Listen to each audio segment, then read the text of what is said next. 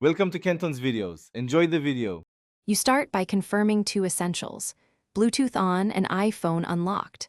Once done, place AirPods in their charging case and open the lid next to the phone.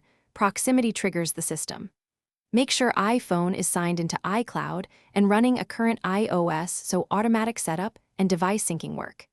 You do this now because iCloud pairing handles identification and device trust. It speeds setup and keeps your AirPods linked across Apple devices using the same Apple ID.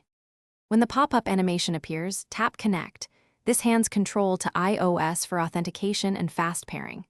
If you have a Pro model, follow extra prompts like noise control or Hey Siri setup so features are enabled. Allow any firmware update the phone suggests. These updates fix connectivity and audio issues, so do not close the case or move away until it finishes.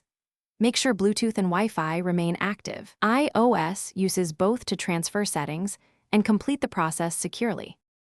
Once connected, test audio playback and check features like automatic ear detection and noise controls so you confirm full functionality. Then open Settings, Bluetooth your AirPods to rename them or change controls for double tap or press actions.